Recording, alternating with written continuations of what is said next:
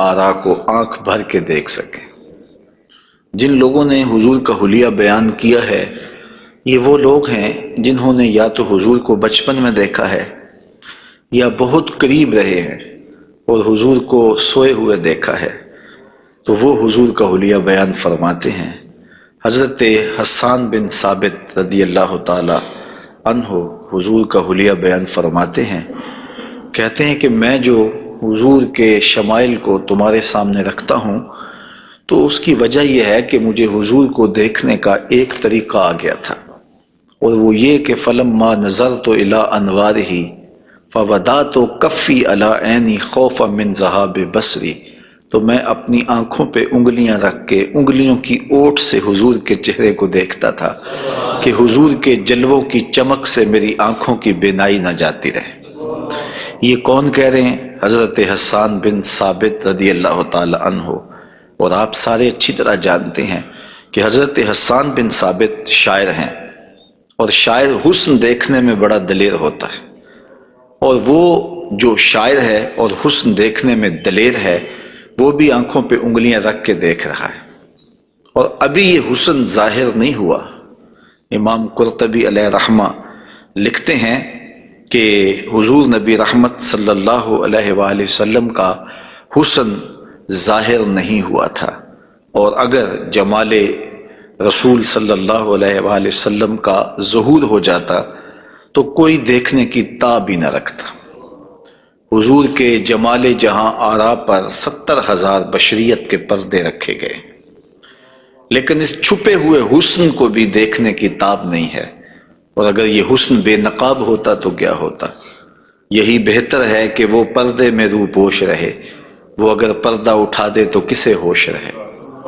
حضرت شاہ ولی اللہ محدث دہلوی علیہ رحمہ نے اپنے والد حضرت شاہ عبد الرحیم محدث دہلوی علیہ رحمہ سے روایت کیا ہے کہ میرے والد شاہ عبد الرحیم خواب میں حضور کی زیارت کی، اور یہ بات آپ اچھی طرح جانتے ہیں کہ جس نے حضور کو خواب میں دیکھا اس نے حضور کو ہی دیکھا۔ شیطان خواب میں آ کر بھی حضور کی مثل ہونے کا دعویٰ نہیں کر سکتا۔ تو خواب میں حضور کو دیکھا اور عرض کی یا رسول اللہ صلی اللہ علیہ وسلم، آپ نے فرمایا ہے انا املہ و اخی یوسف اسبہ، میں نمکین حسن والا ہوں اور میرا بھائی یوسف میٹھے حسن والا تھا۔ وہاں تو زنان مصر کی انگلیاں کٹ گئیں، اور یہاں ایسا کوئی واقعہ پیش نہیں آیا، جبکہ حسن ملی حسن صبی کی نسبت زیادہ پرکشش ہوتا ہے، تو وہاں انگلیاں کٹ گئیں اور یہاں ایسا کوئی واقعہ پیش نہیں آیا، تو اس کی کیا وجہ ہے؟ تو حضور نے جو خواب میں جواب دیا وہ حضرت شاہ عبد الرحیم نے بیان فرمایا، اور شاہ ولی اللہ محدث دہلوی علیہ رحمہ نے در ثمین میں اس کو لکھا۔ آقا کریم نے فرمایا جمالی مستور عن اعین الناس غیرۃ من اللہ، اے عبد الرحیم، اللہ نے غیرت محبت کی وجہ سے میرے حسن کو لوگوں کی نظروں سے چھپا کے رکھا ہے۔ کوئی محب نہیں چاہتا کہ میرا محبوب کوئی دیکھے۔ قتیل شفائی نے کہا تھا نا، اس حد تلک بڑھ گئی ہے بے اعتمادی کہ تجھ کو تجھ سے بھی چھپانا چاہتا ہوں۔ وہ کہتا ہے میری تو آرزو یہ ہے کہ تو آئینہ بھی نہ دیکھے۔ تو محب کی غیرت ہوتی ہے کہ اس کے محبوب کو کوئی نہ دیکھے۔ تو کہا کہ میرے حسن کو لوگوں کی نظروں سے چھپا کے رکھا گیا ہے، اور اگر یہ حسن ظاہر کر دیا جاتا تو کوئی تاب نہ لا سکتا۔ تو یہ چھپے ہوئے حسن کا عالم ہے کہ دیکھنے والوں کو پھر بھی انگلیاں رکھ کے دیکھنا پڑتا ہے، اور اگر یہ بے نقاب ہوتا تو پھر کون تاب لا سکتا؟ مولانا حسن رضا اعلیٰ حضرت کے برادر محترم فرماتے ہیں وہ اگر جلوہ کریں کون تماشائی ہو۔ تو یہ وہ حسن ہے کہ جو تمام کا تمام ظاہر نہیں کیا گیا اور لوگوں کی نگاہوں سے پوشیدہ رکھا گیا، لیکن وہ بشریت کے پردوں کی اوٹ سے چھن چھن کے بھی اس قدر تابع ہے کہ پوری کائنات کے اندر رنگ اسی حسن کے جھلکتے دکھائی دیتے ہیں، اور ہر طرف اسی کے انوار پھیلے ہوئے نظر آتے ہیں۔ تو حضور کے حسن کا بیان، حضور کے حسن کا ذکر اگرچہ انسانی استطاعت میں نہیں ہے اور اس کے بس میں نہیں ہے، لیکن اس کے باوجود صحابہ کے دور سے لے کر آج تک لوگوں کا یہ محبوب موضوع رہا ہے کہ وہ حضور علیہ السلام کے حسن کا ذکر کر کے اپنے قلب کی تسکین کا ساماں کرتے ہیں۔ علماء نے یہ بھی لکھا ہے کہ جو شخص حضور کے حسن کو بیان کرے لوگوں کے دلوں میں اس کے لیے پیار پیدا ہو جاتا ہے۔ آج ہر شخص چاہتا ہے کہ میں ہر دل عزیز ہو جاؤں، تو یہ سادہ سا نسخہ ہے کہ کائنات میں حضور کے حسن کے تذکرے کیا کرو، دنیا تم سے پیار کرنے لگ جائے گی۔ تم محبوب الخلائق بن جاؤ گے اگر تم اس محبوب دو عالم کے حسن کو لوگوں کی نظروں کے سامنے بیان کرو گے۔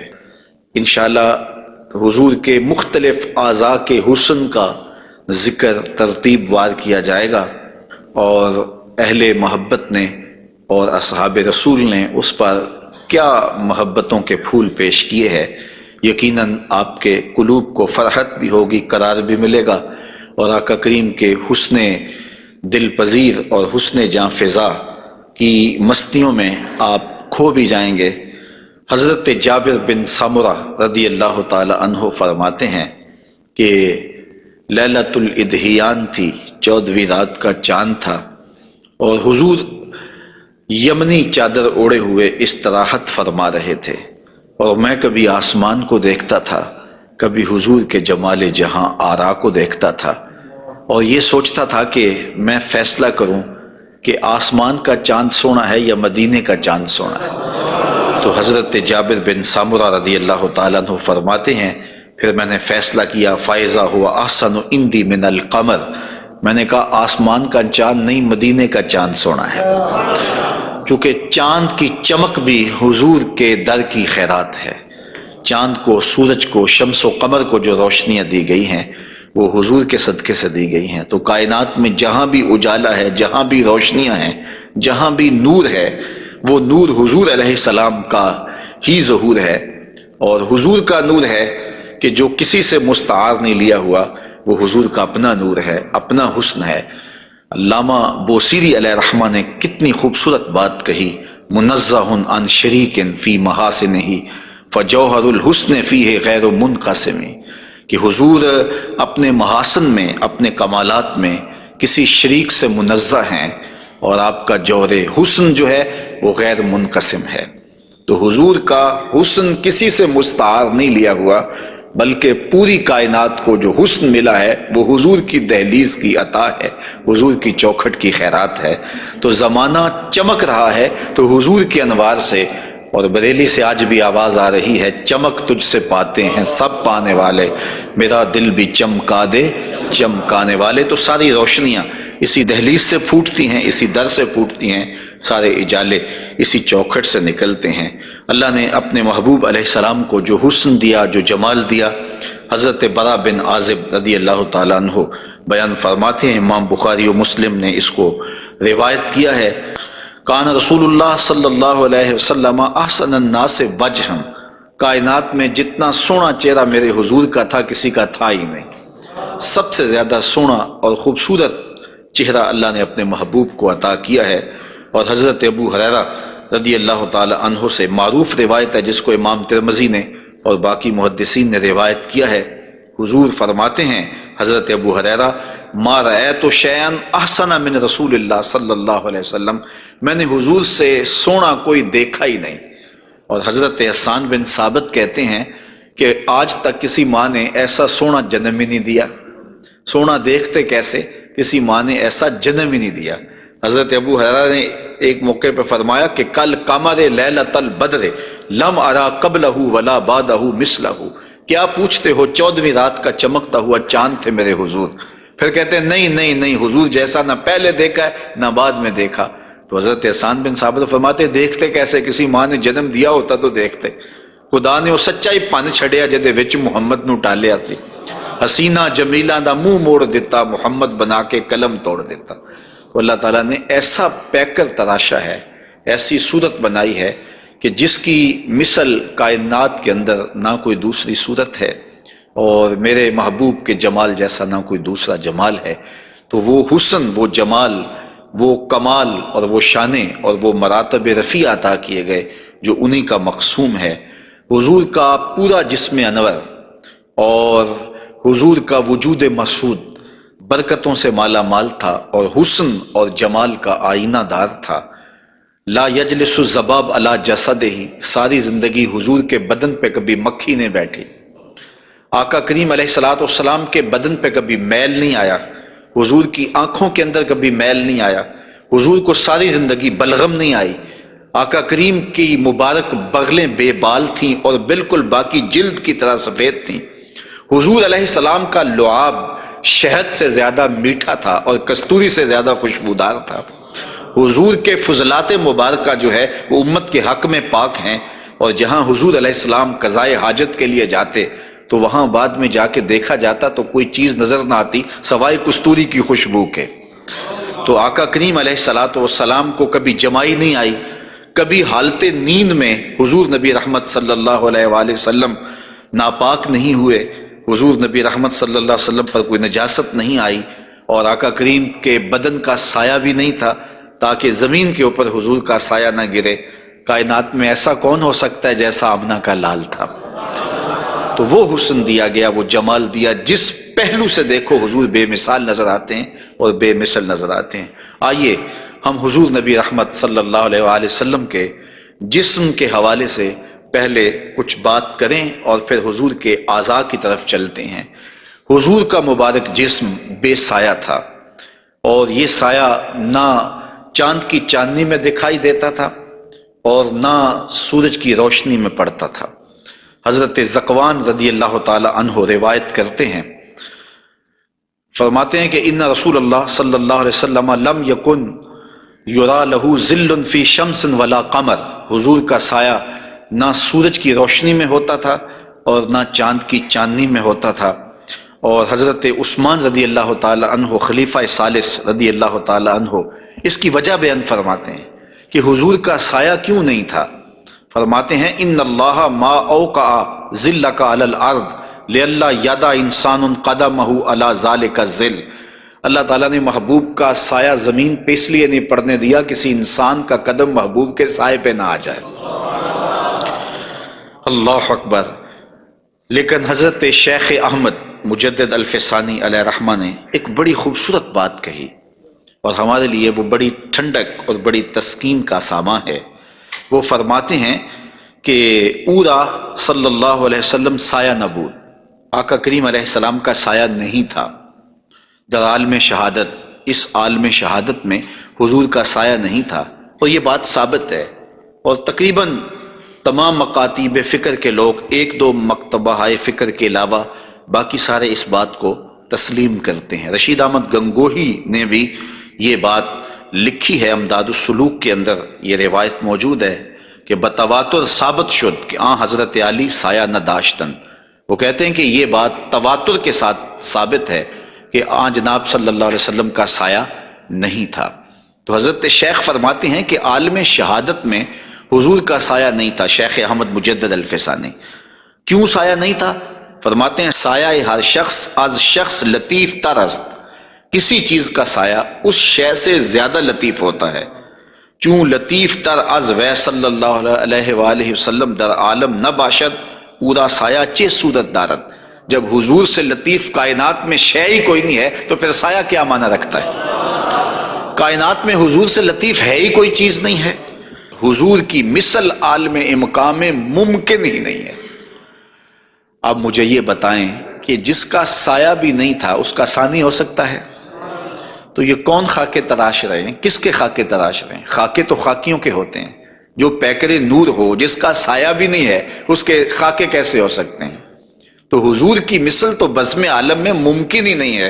اقبال بھی بول پڑے رخ مصطفیٰ ہے وہ آئینہ، کہ اب اس سا دوسرا آئینہ نہ کسی کی بزم خیال میں نہ دکان آئینہ ساز میں، ممکن ہی نہیں ہے۔ خدا نے وہ سچا ہی پن چھڑیا جدے وچ محمد نو ڈالیا سے۔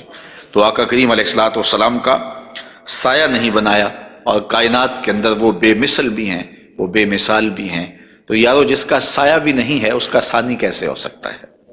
تو آقا کریم علیہ الصلوۃ والسلام کا مبارک قد انور، حضور کا جسم نور، اللہ تعالیٰ جل شانہ نے حضور کو قد رانا دیا ہوا۔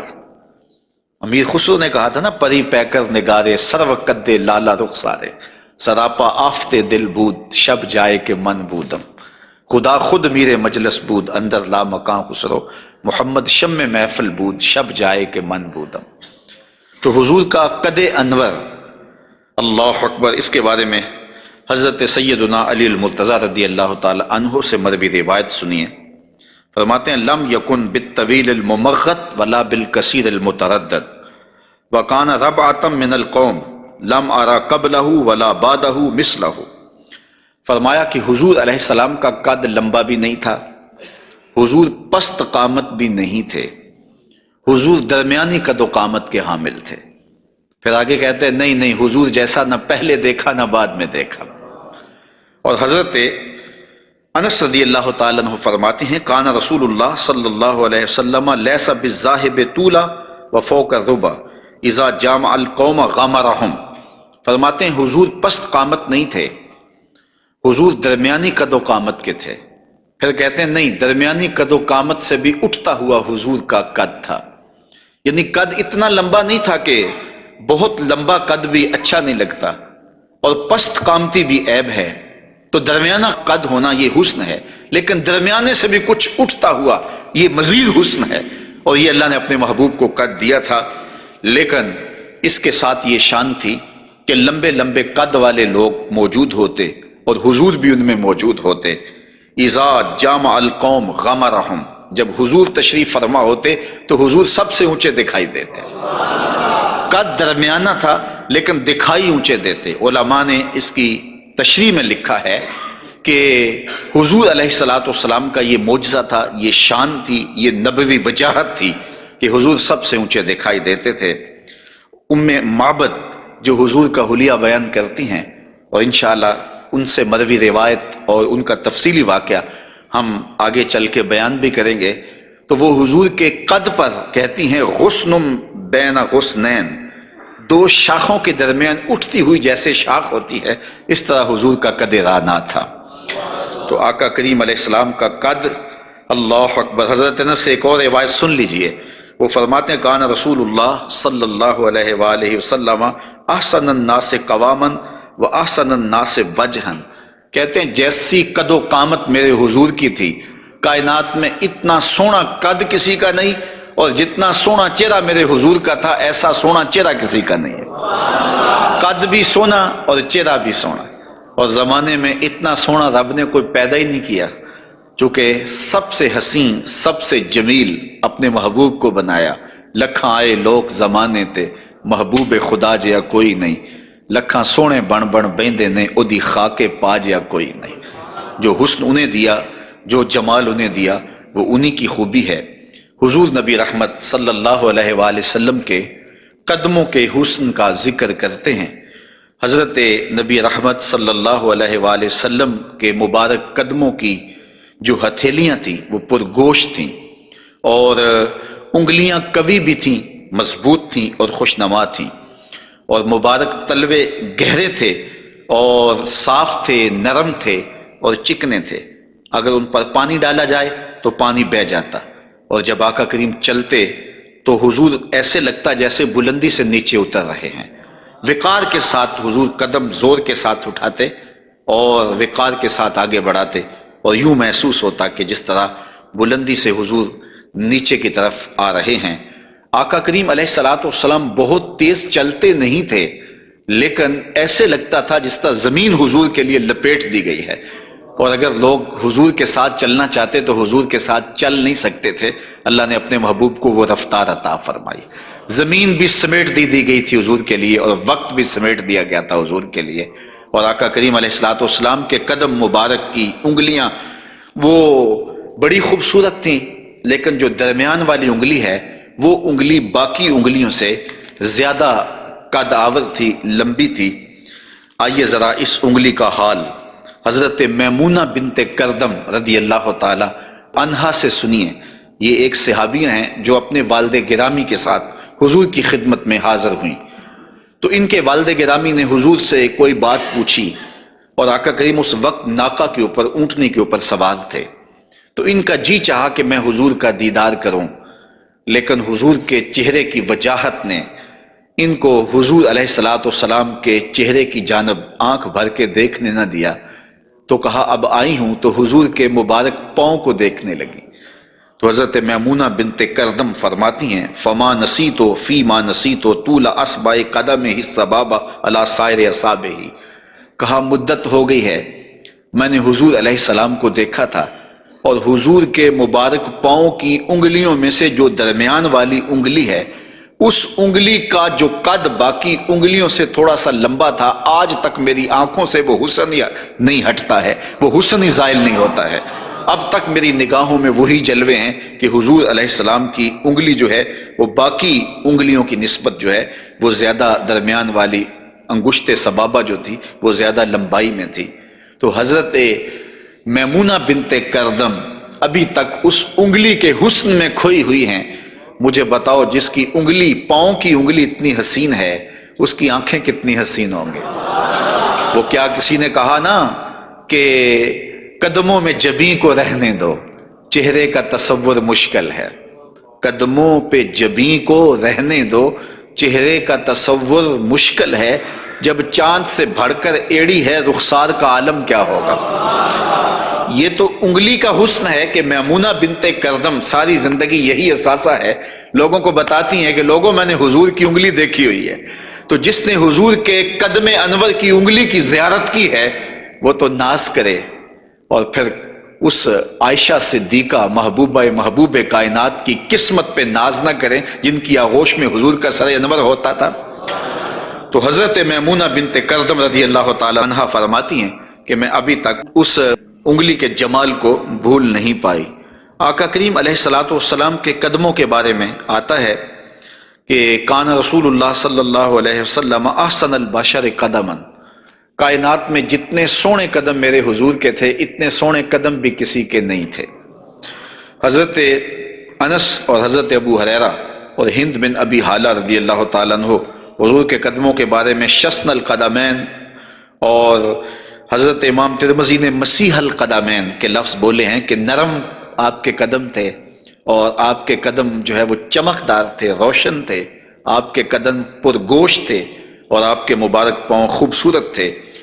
اور تلوے جو تھے اس کے بارے میں دو روایات ہیں، ایک روایت یہ ہے کہ اخمسان، اور ایک روایت کے اندر لفظ ہیں لیس لہا اخمس، کہ جو تلوے ہیں وہ درمیان سے جو ہیں وہ پرگوشت تھے، اور ایک ہے کہ درمیان سے پرگوشت نہیں تھے۔ تو یہ دو روایات کی تطبیق کیسے ہوگی؟ بعض نے کہا کہ حضور کے مبارک تلوے جو تھے وہ درمیان سے پرگوشت نہیں تھے، اور بعض نے کہا کہ بالکل درمیان سے پرگوشت ہی تھے اور بالکل سیدھے تھے۔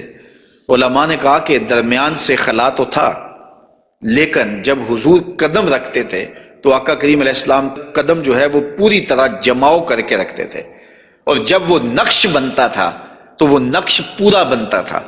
اور یہاں محدثین نے کمال کر دی، کہا رب نے یہ نہیں چاہا کہ میرے محبوب کے تلووں کا نقش ناتمام بنے، نقش پورا بنتا تھا۔ تو جنہوں نے نقش کو دیکھ کر تلووں کا اندازہ لگایا انہوں نے کہا کہ نہیں، وہ تلوے بالکل برابر تھے اس لیے کہ نقش پورا بنتا تھا، اور جنہوں کو تلوے دیکھنے کی سعادت نصیب ہو گئی تو انہوں نے کہا نہیں، ہم نے دیکھے ہیں کہ جو ہے وہ درمیان میں جو ہے وہ کم گوشت تھا اور اطراف میں گوشت زیادہ تھا۔ تو صحابہ نے حضور کے تلووں کے بارے میں یہ رائے بیان فرمائی ہے۔ حضرت ابو ہریرہ رضی اللہ تعالی عنہ فرماتے ہیں انہ صلی اللہ علیہ وسلم کان اذا مشى علی الصخر غاصت قدماہ فیہ، جب کبھی آپ ننگے پاؤں چلتے کسی پتھر کے اوپر، کسی چٹان کے اوپر، تو وہ چٹان اور پتھر حضور کے لیے نرم ہو جاتے، اور آقا کریم علیہ السلام کے مبارک قدم جو ہے اس پتھر کے اندر جو ہے وہ دنس جاتے اور نشان بن جاتے۔ جس طرح مقام ابراہیم پہ آپ دیکھ سکتے ہیں کہ حضرت اسماعیل علیہ السلام کے قدموں کے نشانات اس پتھر نے محفوظ کر لیے، تو یہ پتھر جن پتھروں پہ حضور چلتے تھے وہ اپنی چھاتی پہ حضور کے تلووں کے نشان محفوظ کر لیتے تھے۔ سلطان قاتبائی نے باقاعدہ ایک ایسا پتھر جس پر حضور کے قدموں کے نشانات موجود تھے وہ 20,000 دینار میں اس زمانے میں خریدا، اور خرید کے ساری زندگی اپنے پاس رکھا۔ اور مرنے سے قبل وصیت کی کہ جب میں مر جاؤں تو یہ پتھر میری قبر کے سرہانے لگانا۔ علامہ خفاجی علیہ رحمہ نسیم الریاض میں لکھتے ہیں کہ وہ پتھر آج بھی ان کی قبر کے سرہانے پہ لگا ہوا ہے، اور لوگ اس کو اپنے لیے اعزاز سمجھتے تھے، اور یہ وہ قدم ہیں کہ جہاں آتے اس جگہ کی قسمت جاگ پڑتی۔ یہ قدم اور یہ مبارک تلوے یہ تو عرش نے بھی چومے ہیں نا۔ اعلیٰ حضرت نے کیا خوب کہا، زہے عزت و اے طلائے محمد، کہ ہے عرش حق زیر پائے محمد۔ یہ عرش حق حضور کے قدموں کے تلے تھا، اور یہ تلوے وہاں عرش الہی پہ لگے ہیں، اور یہ وہی تلوے ہیں جو حضرت جبریل امین کو چومنے کی سعادت بھی ملی ہے۔ جب معراج کی شب حاضر ہوئے تو محبوب استراحت کر رہے تھے، تو جبریل عرض گزار ہوئے کہ محبوب تیرا نبی تو سویا ہے، تو آواز آئی یا جبریلو قبل قدمہ، میرے محبوب کے قدم چوم لے۔ تو جبریل امین نے حضور کے قدم چوم لیے، تو پھر کیا لطف آیا ہوگا۔ کسی نے تصور میں جبریل سے پوچھا کہ حضور کے قدم چومے تھے، تلیاں چومی تھیں، تو بتا کیا کیف ملا؟ تو اس نے زبان حال سے کہا، نہ جنت نہ جنت کی کلیوں میں دیکھا مزہ جو محمد کی تلیوں میں دیکھا۔ حضور علیہ السلام کے مبارک قدم جہاں پڑتے وہاں رحمتیں اور برکتیں ہی نازل ہوتی۔ ذی المجاز کی منڈی میں اپنے چچا کے ساتھ حضرت علی المرتضیٰ رضی اللہ تعالیٰ عنہ کے والد جناب ابو طالب کے ساتھ حضور جا رہے تھے۔ انہوں نے کہا کہ مجھے تو بڑی سخت پیاس لگی ہے، تو آقا کریم علیہ الصلوۃ والسلام نے سواری سے اتر کے زمین پر زور سے اپنا پاؤں مارا، تو جب آپ نے پاؤں مارا تو چشمہ پھوٹ پڑا، اور اپنے چچا سے کہا کہ یہاں پانی پی لیجیے گا۔ اور حضور علیہ الصلوۃ والسلام کی مبارک ایڑیاں جو ہیں ان کے بارے میں ہے کہ وہ کم گوشت تھیں، ان پر زیادہ گوشت نہیں تھا، اور آقا کریم علیہ الصلوۃ والسلام اس ایڑی کو بھی جہاں لگاتے وہاں حالات رحمتوں بھرے ہو جاتے۔ حضرت جابر رضی اللہ تعالی عنہ کا اونٹ تھا، ایک سفر میں وہ حضور کے ساتھ تھے کہ وہ تھک گیا اور اس سے چلا نہیں جاتا۔ حضور کی سواری گزری تو انہوں نے عرض کی، یا رسول اللہ صلی اللہ علیہ وسلم، یہ میرا اونٹ ہے اور تھک گیا ہے، اور میں قافلے کے ساتھ کیسے سفر کر سکتا ہوں؟ تو آقا کریم علیہ السلام نے اپنی ایڑی سے اس کو ٹھوکر لگائی، فَنَاشِطَ حَتَّى كَانَ لَا يَمْلِكُ زَمَامَهُ، وہ اتنا تیز ہوا کہ پھر اس کی باگ سنبھالی نہیں جاتی تھی۔ کچھ عرصے کے بعد حضور حضرت جابر سے پھر ملے، اور حضور نے پوچھا کہ وہ تمہارے اونٹ کا کیا بنا؟ تو انہوں نے کہا بخیر قد اصابتہ برکتوں کا، حضور آپ کی برکت کی وجہ سے اب خیر ہی ہو گئی ہے۔ تو وہ تو اب سنبھالا نہیں جاتا ہے اور اتنا سری و رفتار ہو گیا ہے، اور یہ بات آپ کبھی بھی بھول نہیں سکتے ہیں کہ حضور احد پہ تشریف لے گئے تھے، تو وہ حضور کے آنے کی خوشی میں جھوم اٹھا تھا، تو حضور نے ایڑی ہی ماری تھی، زور کے ساتھ ایڑی لگاتے ہوئے حضور نے کہا فَضَرَبَهُ بِرِجْلِهِ فَقَالَ اُثْبُتْ، حضور نے کہا کہ اے احد رک جا، تو جھوم رہا ہے جانتا نہیں، فَإِنَّمَا عَلَيْكَ نَبِيٌّ وَصِدِّيقٌ وَشَهِيدَانِ، تیرے اوپر ایک اللہ کا نبی ہے، ایک صدیق ہے اور دو شہید ہیں۔ اور پھر فوراً اس کا زلزلہ تھم گیا۔ اعلیٰ حضرت بولے، ایک ٹھوکر سے احد کا زلزلہ جاتا رہا، رکھتی ہیں کتنا وقار اللہ اکبر ایڑیاں۔ تو یہ حضور علیہ الصلوۃ والسلام کے مبارک قدم تھے کہ جن کی برکات زمانے کو نصیب ہوئی، اور یہ وہ قدم تھے جنہیں چوم لینا صحابہ اپنے لیے سعادت سمجھتے تھے۔ حضرت ذرا وفد عبد القیس میں آئے تو پھر انہوں نے حضور کی خدمت میں عرض کی کہ ہم آپ کے قدم اور آپ کے ہاتھ چومنا چاہتے ہیں، اور وہ آگے بڑھے۔ وہ خود فرماتے ہیں فَنُقُبِّلُ یَدَ رسول اللہ صلی اللہ علیہ وسلم وَرِجْلَهُ، ہم نے حضور علیہ الصلوۃ والسلام کے ہاتھ بھی چومے، ہم نے حضور کے پاؤں بھی چومے۔ حضرت صہیب رضی اللہ تعالی عنہ فرماتے ہیں کہ رأیت علیٰ یقبل ید العباس ورجلہ، میں نے دیکھا کہ حضرت علی اپنے چچا عباس کے ہاتھ بھی چومتے تھے اور پاؤں بھی چومتے تھے۔ اور یہ کیوں چومتے تھے؟ اس کی وجہ ایک دیگر حدیث میں حضرت ثابت رضی اللہ تعالی عنہ حضرت انس کے پاس آئے، اور انہوں نے آ کے حضرت انس سے پوچھا کیا تم نے اس ہاتھ کو حضور کے ہاتھ سے مس کیا ہوا ہے؟ تو حضرت انس نے کہا کیوں نہیں، یہ سعادت مجھے ملی ہے کہ ان ہاتھوں نے حضور کے وجود کے بوسے لیے ہیں اور حضور کے وجود کو چھوا ہے۔ فقبلہا، تو حضرت ثابت نے حضرت انس کا ہاتھ چومنا شروع کر دیا کہ یہ وہ ہاتھ ہیں جنہوں نے حضور کو چوما ہوا ہے، جنہوں نے حضور کو چھوا ہوا ہے، جنہوں نے حضور کے بدن رحمت سے مس کیا ہوا ہے۔ تو حضرت علی المرتضیٰ حضرت عباس کے ہاتھ چومتے تھے، تو آقا کریم علیہ الصلوۃ والسلام کے قدم بھی، حضور کے ہاتھ بھی صحابہ عقیدت سے چوم لیا کرتے تھے، اور یہ واقعات کبھی ہوتے تھے اور عقیدت کا یہ رنگ صحابہ کے ہاں پایا جاتا تھا۔ حضور نبی رحمت صلی اللہ علیہ وآلہ وسلم وہ قدم جو برکتوں کے لیے، رحمتوں کے لیے اگر کسی اونٹ پہ لگتے ہیں تو وہ تیز ہو جاتا ہے، اور اگر زمین پہ مارتے ہیں تو چشمہ پھوٹ پڑتا ہے، اور اگر پہاڑ پہ لگاتے ہیں تو اس کا زلزلہ رک جاتا ہے۔ ان قدموں پہ کھڑے ہو کے ساری رات عبادت میں گزار دیتے ہیں، حتیٰ تتورم قدماہ، یہاں تک کہ حضور کے مبارک قدم سوج جاتے ہیں، اور اللہ کے یوں شکر گزار بندے بن کے اپنی زندگی حضور گزارتے ہیں۔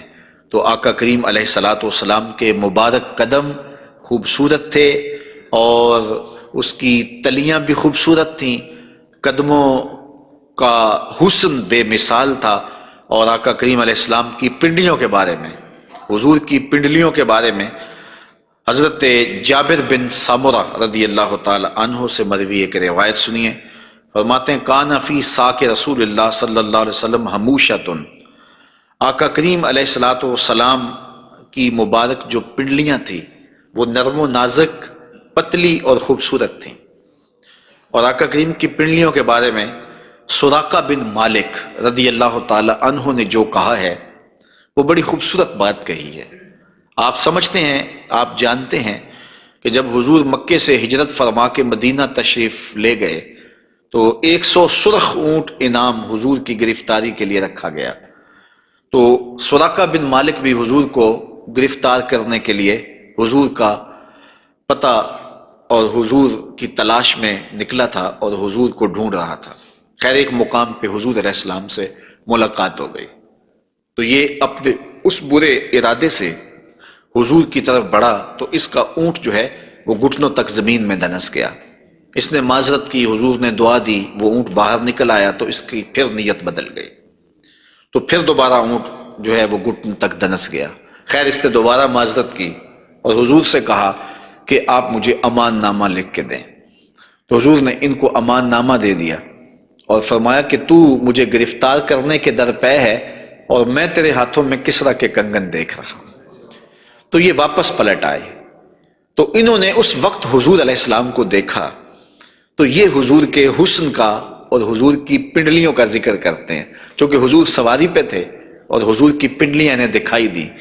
تو حضرت سراقہ بن مالک کہتے ہیں کہ فلما دنوت منہ، جب میں حضور کے نیڑے ہوا اس نیت سے کہ میں حضور کو گرفتار کروں، وہو علی ناقتہ، تو حضور اپنی اونٹنی کے اوپر سوار ہیں۔ تو پھر کیا ہوا؟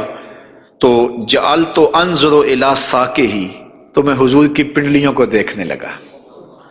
ایسا جعلت انظر، میں دیکھنے لگا، میری نظر جم گئی حضور کی مبارک پنڈلی پر۔ وہ کس طرح کہ اتنی خوبصورت تھی، کہتے ہیں کأنہا جمارہ، پنڈلی ایسے تھی جس طرح جمارہ ہوتا ہے۔ آپ نے کبھی دیکھا ہو کھجور کا درخت، تو کھجور کے درخت سے نیچے شاخیں پھوٹتی ہیں، تو جب نئی شاخ نکلتی ہے تو وہ اتنی خوبصورت ہوتی ہے اور اتنی نرم اور نازک اور گداز ہوتی ہے کہ اس کو چھو لینے کو جی چاہتا ہے، تو اس شاخ کو عربی میں جمارہ کہتے ہیں۔ تو وہ کہتے ہیں میں حضور کی پنڈلیوں کا کیا بتاؤں، جس طرح وہ کھجور کی تازہ شاخ نکلتی ہے جس کو دیکھنے سے جی نہیں رجتا، حضور کی پنڈلیاں جمارہ کی طرح تھیں۔ تو یہ انہوں نے ایک اپنے محاورے کے مطابق مثال دی، ورنہ حضور علیہ الصلوۃ والسلام کی پنڈلیوں کے لیے کوئی لفظ ہی نہیں ہے جو اللہ نے اپنے محبوب کو پنڈلیوں کا حسن دیا۔ اچھا حضور کی پنڈلیوں کے بارے میں سنو میرے امام اعلی حضرت نے کیا کہا، کمال کر دی۔ ساق اصل قدم شاخ نخل کرم، اعلی حضرت فرماتے ہیں ساق اصل قدم، جو پنڈلی ہے، جو قدم کی اصل ہے، شاخ نخل کرم، جو کرم کی کھجور ہے یہ اس کی شاخ ہے۔ اللہ اکبر، شم راہ اصابت پہ لاکھوں سلام۔ تو حضور علیہ الصلوۃ والسلام کو اللہ تعالیٰ نے پر نور، پتلی اور جو ہے وہ گوری رنگت کی اور لطیف اور خوبصورت پنڈلیوں سے نوازا تھا۔